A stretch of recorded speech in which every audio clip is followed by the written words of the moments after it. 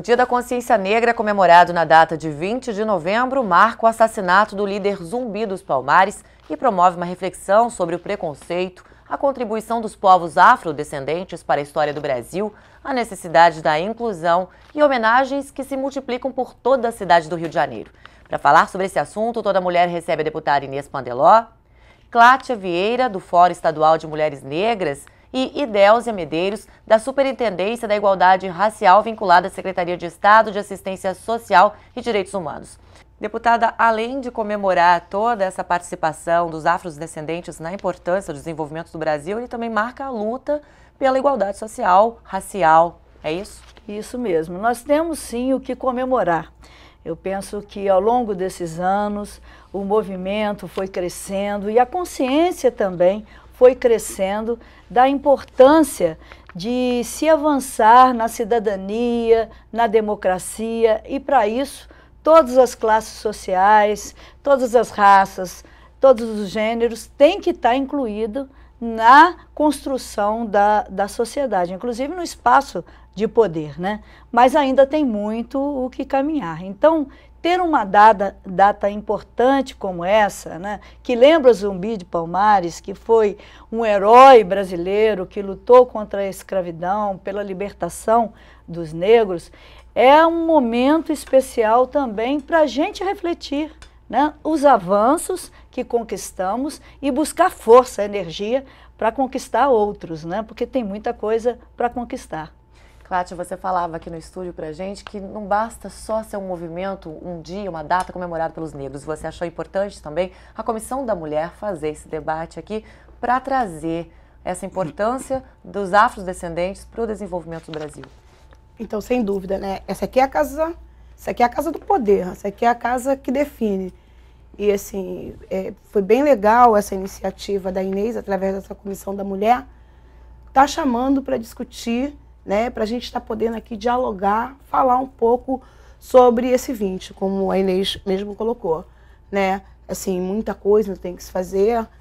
Eu que falo do movimento negro, falo de um outro lugar, sei que muito pouca coisa ainda se foi feita, né? Assim, eu acho que tem uma cortina quando se faz alguma coisa, mas eu acho que isso já é um passo. Poder estar falando do 20, uma comissão, né, da mulher, e aí a gente pode estar falando da mulher negra, mas dentro dessa comissão, que em outros momentos nós estaríamos falando de uma outra comissão para estar falando do 20. Então, sem dúvida, é mais um passo muito importante. Afinal de contas, é essa casa aqui que dá a direção política, né? E a gente está precisando muito que essa casa se sensibilize com a comunidade negra, sem sombra de dúvida. Idéusia, o que a superintendência tem feito para continuar, para lutar pela igualdade racial? Em primeiro lugar, a Superintendência da Igualdade Racial está dentro da Secretaria de Assistência Social e Direitos Humanos. Primeira notação que eu queria fazer, no sentido de que, muito recentemente, que os órgãos governamentais, os governos, começaram a criar espaços específicos para lutar contra o racismo, promover a igualdade racial. Então, isso é uma vitória. Não é uma vitória, não é só porque a consciência política em geral avançou, mas principalmente como a luta dos movimentos negros, né? Quer dizer, eu digo nesse sentido, dos movimentos sociais, para que efetivamente pudessem se entrar essa agenda está posta em nível de formulação, de elaboração, de formulação e de implementação de políticas públicas destinadas a enfrentar isso. Então, sim, o que é que a superintendência tem tentado fazer? Mais recentemente, não é, o nosso superintendente, o Dr. Marcelo Dias, ele está dirigindo isso. É difícil, vou te dizer que não é fácil, até por essa existência desse preconceito, mas ao mesmo tempo eu acho que poderia assinalar como um marco disso aí, uma coisa que a gente está tentando concluir, que é finalmente fazendo o plano da igualdade racial estadual. Porque isso é fundamental. Por quê? Porque vai obrigar, vamos dizer nesse sentido, todos os organismos, né, as secretarias do Estado, municipal, estaduais, digo, no sentido de implementar políticas que favoreçam as nossas demandas. E só uma palhinha rápida nesse sentido, principalmente com uma preocupação de atender aqueles, ou melhor, aquelas que dentro da pirâmide social brasileira como um todo, inclusive no estado do Rio, são as pessoas, os segmentos mais discriminados, que são as mulheres negras. Quer dizer, a população negra, se você olha na pirâmide social, é a que está, vamos dizer assim, naquela parte mais baixa dentro da pirâmide, aquelas que são mais pisadas, né? Vamos ver desse ponto de vista. E dentro deste segmento, sem dúvida, as mulheres estão colocadas. Então, é importantíssima essa iniciativa da deputada Inês Pandeló trazer essa discussão para aqui, porque quando a gente fala da discussão da mulher, a mulher como um todo, né, tem essa questão do sexismo, mas, sem dúvida, dentre os mais oprimidos, dentre as mais oprimidas, mulheres negras estão colocadas. Então, é realmente tentar chegar no cerne da questão. Já que nós falamos referente a trabalho e a mulher negra, sim. Uma pesquisa realizada divulgou que, com base em dados referentes a 2011, mostra que os trabalhadores negros são maioria em setores como construção civil e serviços domésticos, que pagam menos, exigem menor qualificação profissional e têm relações trabalhistas mais precárias. Por quê? Existe esse preconceito ainda, deputada? Faltou um pouquinho na lista também a maioria na população de rua, a maioria no cárcere privado, essa pirâmide. É muito engraçado essa questão da pirâmide, a gente sempre discute isso, né? Quando você fala de ausência de políticas públicas, você vai encontrar a comunidade negra e destaque para as mulheres, certamente, na maior parte dessa pirâmide, né? A pirâmide a gente divide sempre o topo, é aquela coisa menor. Quando você vai falar da ausência da política pública, você vai ver a comunidade negra na maior faixa da pirâmide. Quando você vai falar da aplicação da política pública, você vai ver a comunidade negra naquela parte menor da pirâmide.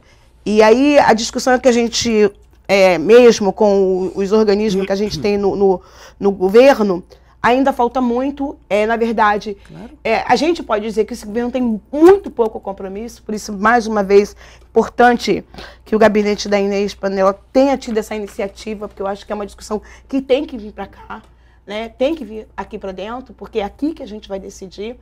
Nós temos, do que adianta você ter um conselho, de você ter uma superintendência, se você não tem recursos, se você não tem o diálogo com o movimento negro. Fica uma coisa assim, o Estado faz para dar conta, sabe Deus para quem. Mas a única pessoa que não está sendo privilegiada, atendida, na verdade, é a população negra. Digamos, a gente pode sair agora aqui, nós estamos no centro do Rio de Janeiro, sai agora e no nosso entorno a gente vai ver quem é que está na rua. A gente dá uma caminhada na Avenida Rio Branco, a gente vai ver quem é que está pedindo. Você vai nas grandes manifestações populares e você vai ver quem está lá catando, vendendo e quem é esse povo, né? E assim, é importante, nós temos um plano, a Ideus está falando desse plano, mas veja só, nós elaboração. Nós vamos para a terceira conferência. Nós fizemos a primeira conferência há 8 anos atrás. É verdade. Nós vamos fazer a terceira. As mulheres já fizeram a segunda, a terceira em dezembro. Já vai fazer 1 ano, né? Nós fizemos a segunda, ainda não conseguimos fazer a terceira. E cada vez que se faz uma conferência municipal, estadual e se fecha com a nacional, se tira uma manifestação daquele grupo. Que a conferência é sempre composta, né, da sociedade civil e do governo. E a gente vai para a terceira, logo já se tem 2 relatórios, logo já deveria se ter 2 planos. E aí a gente precisa mudar esses números. Esses números que você falou, precisamos mudar. E aí a gente tem pressa. Né? Ou agora a gente está atravessando a onda dos doentes pela essa droga maldita que é o crack. E ela tem cor. E ela tem cor.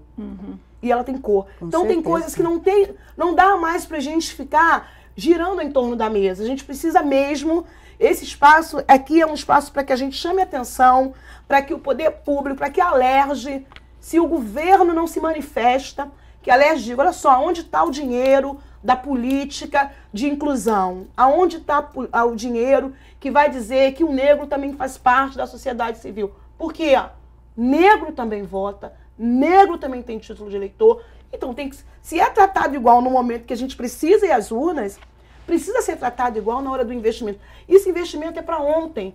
Precisa de muito mais cotas para que você possa igualar. Não tem dúvida, não tem mais o que se discutir. Tá aí. Agora, o plano, você falou que está no final, né? Esperamos que até o final do ano a gente já tenha entregue, porque é só para uma compreensãozinha, tá? Com licença. Na verdade, eu acho que a Cláudia tem toda a razão quando diz das delongas, isso tem um nome. Não esqueçamos que esta é uma sociedade no qual, inclusive, os organismos governamentais, eu sou gestora, claro, nesse sentido, praticam aquilo que a gente chama de racismo institucional. O governo não é melhor do que a sociedade como um todo, eu digo nesse sentido, entendeu? Se a gente vive numa sociedade extremamente discriminatória, inclusive do ponto de vista racial, além das outras discriminações, é óbvio que isso se traduz em quem está no poder de um modo geral. E até porque, claro, a deputada estava falando aqui no início, cadê as mulheres no poder? Cadê os negros no poder? Está entendendo? Assim, cadê essa população que sofre mais essa discriminação? Então, na verdade, eu acho que é fundamental. A gente está fazendo um esforço, sim, deputada, para fazer isso. Estamos, e aí, só lembrando um pouquinho, foi importante essa anotação da Cláudia, no sentido seguinte, a gente não quer... Eu trabalho na Superintendência da Igualdade Racial, então a gente não acha que inventou e está inventando a roda. Estamos trabalhando para a feitura desse plano, trabalhando com aquilo que a gente chama já da linguagem consagrada, do material consagrado que já foi definido em planos mais amplos. Desde a Conferência de Durban, passando pelo Estatuto da Igualdade Racial, passando pelo resultado das nossas conferências estaduais, tendo, inclusive, como fio condutor na feitura deste plano a questão de gênero. Até porque a gente trabalha com isso. Se a gente vai trabalhar com os que são mais oprimidos, desculpa, né, nesse sentido, claro que, prioritariamente, a gente tem que enfocar a questão de gênero dentre essa população mais oprimida. Então é isso que espero que todos, como dizer, assim, que a gente possa conseguir isso, porque e também tendo claro o seguinte, é um plano governamental.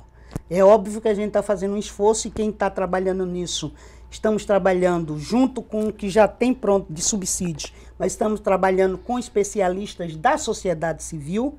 Eu sou a coordenadora porque eu sou a responsável, né, nesse sentido, enquanto gestora, mas todas as pessoas que trabalharam na elaboração, estão trabalhando na elaboração disso, foram pessoas provindas da sociedade civil, chamadas especialistas, gente que é do movimento social como um todo, entendeu? Claro que é um plano governamental e claro que a gente vai mandar isso para o governo, quer dizer, para o governador, e em última instância ele vai definir. Mas aí também o movimento vai ter que se organizar para pressionar depois para que da melhor maneira possível saia. Tá né? ok. Nós vamos para um breve intervalo e já voltamos com Toda Mulher falando hoje a respeito da importância da consciência negra.